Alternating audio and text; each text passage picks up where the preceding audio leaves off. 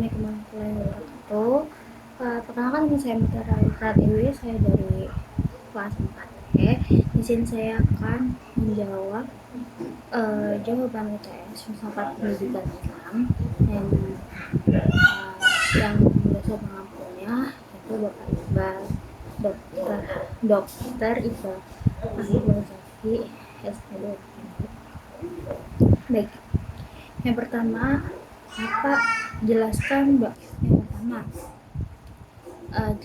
bagaimana pengertian filsafat pendidikan Islam dan dapat mempengaruhi praktik pendidikan di madrasah dan pesantren. Berikan contoh konkret dari pengalaman Anda atau observasi di lapangan.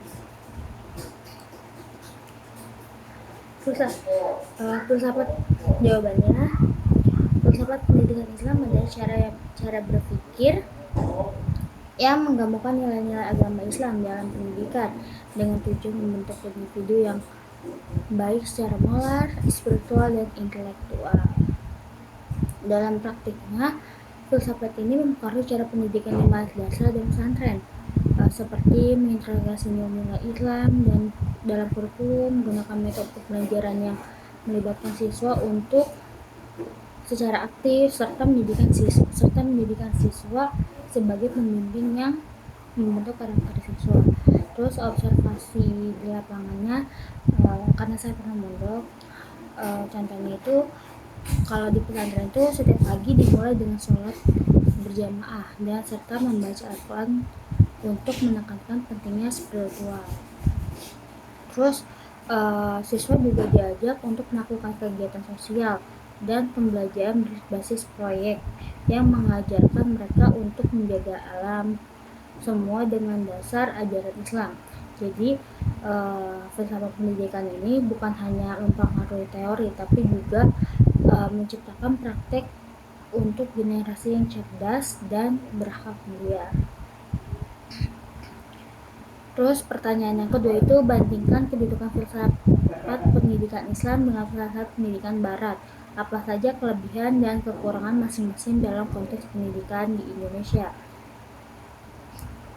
Nah, yang kedua itu. Terus yang ketiga itu, jelaskan kerangka kerja yang menggambarkan ruang lingkup filsafat pendidikan Islam, sertakan elemen-elemen yang baru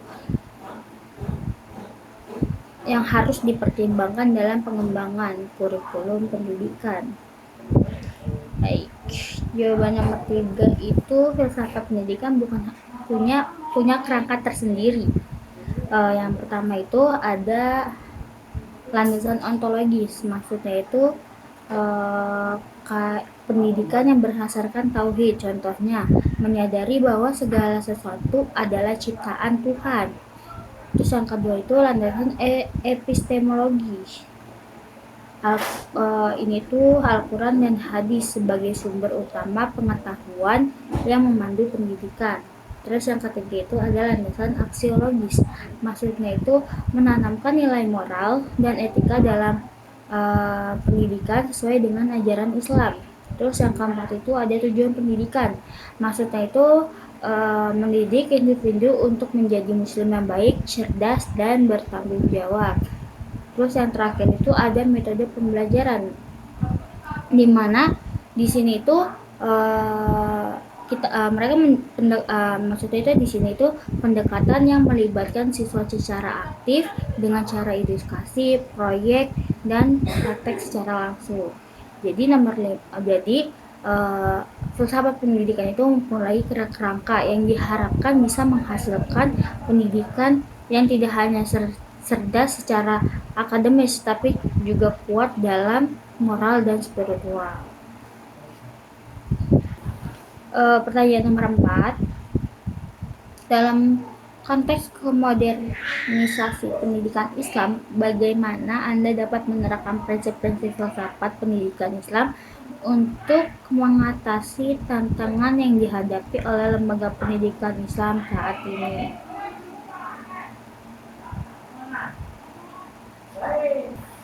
Jawabannya,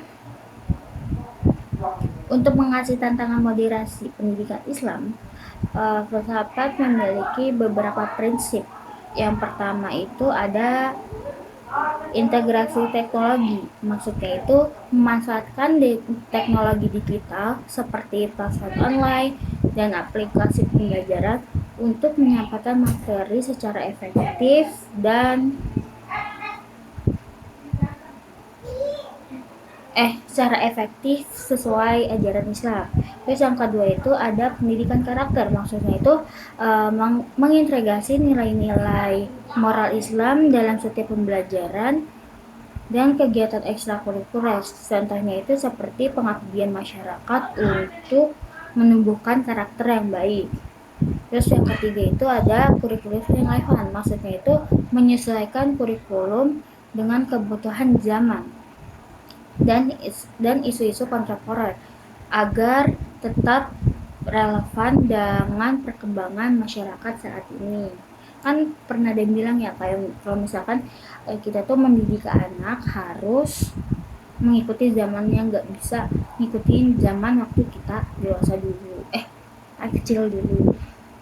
Terus yang keempat itu ada literasi digital, di mana kita mengajarkan siswa untuk menggunakan media sosial dan teknologi dengan secara bijak.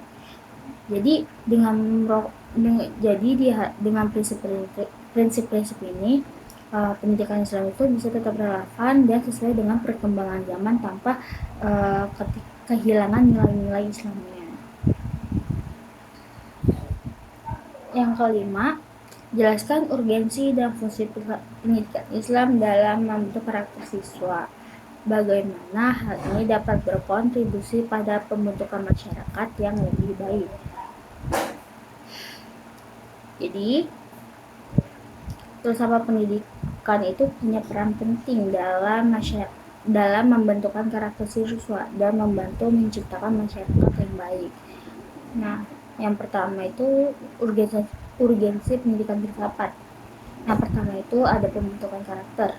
Nah, di mana filsafat pendidikan Islam itu nggak cuma fokus pada pembelajaran, tetapi juga mengajarkan nilai-nilai kejujuran, tanggung jawab, dan empati. Ini membuat siswa menjadi pribadi yang baik. Terus yang kedua itu ada panduan dalam pendidikan, di mana filsafat juga berperan penting di mana filsafat juga itu pendoman buat guru dalam merancang kurikulum dan cara mengajar yang sesuai dengan nilai-nilai tujuan Islam. Yang ketiga itu menghadapi tantangan modern. Dengan adanya filsafat ini, pendidikan Islam bisa tetap relevan di zaman modern. Maksudnya itu nggak ketinggalan zaman dalam mendidik anak. Terus bagian kedua itu apa sih fungsi-fungsi pendidikan filsafat? Nah, fungsinya itu pertama mengarah arah dan tujuan pendidikan. Yang kedua itu alternatif pemecah masalah. Yang ketiga itu pengembangan ilmu pengetahuan. Kontribusi apa? Filsafat itu kontribusinya apa kepada masyarakat? Nah, yang dengan pertama itu ada filsafat itu akan lebih sering terlibat dalam kegiatan sosial. Terus filsafat juga menjadi teladan, maksudnya itu mereka bisa jadi contoh yang baik bagi generasi selanjutnya. Terus yang ketiga itu filsafat itu bisa menciptakan lingkungan yang positif. Terus yang keenam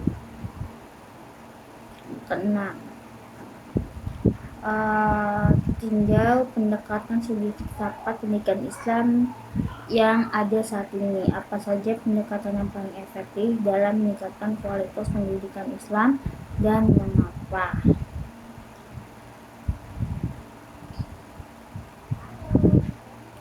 Jawabannya, dalam pendekatan Islam penting untuk kualitas pendidikan. Adapun pendekatan yang aktif itu yang pertama itu ada pendekatan normatif. Nah, pendekatan itu fokusnya pada nilai-nilai dalam Al-Quran dan hadis.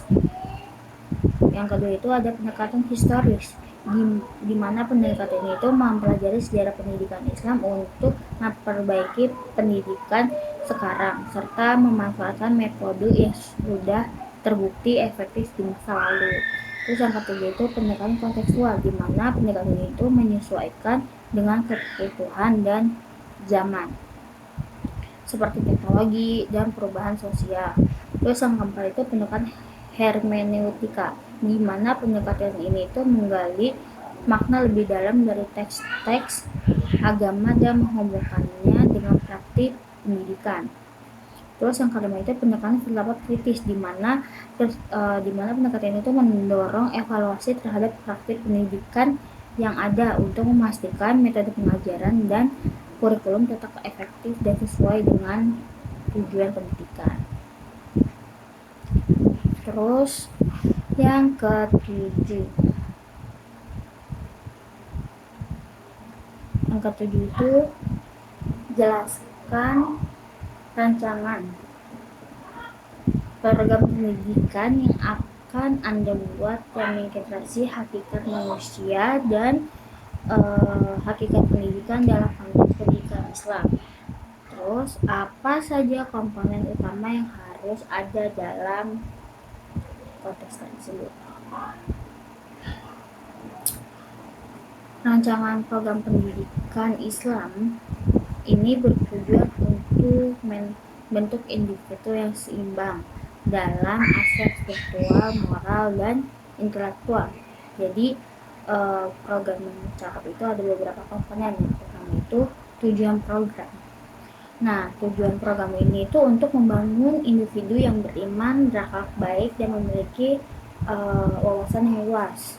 Terus kedua itu komponen utama program. Yang pertama itu ada kurikulum terintegrasi, maksudnya menggabungkan pelajaran agama dan pengetahuan umum untuk memberikan pemahaman yang komprehensif. Maksudnya itu biar seimbang mungkin ya. Terus yang kedua itu ada metode pembelajaran aktif, di mana metode ini itu menggunakan diskusi, kolaborasi, serta proyek dengan berbasis nilai-nilai Islam. Yang ketiga itu kegiatan ekstrakurikuler, misalnya itu melibatkan siswa dalam kegiatan sosial dan spiritual untuk memperkuat iman dan karakter mereka. Nah, dengan program ini itu diharapkan lembaga pendidikan Islam itu dapat menghasilkan individu yang cerdas dan berakhlak baik serta berkontribusi pada masyarakat sekitar. Mungkin saja yang dapat saya sampaikan. Untuk selebihnya saya mohon maaf. Mungkin yang saja yang dapat saja yang tutur dulu karena masalah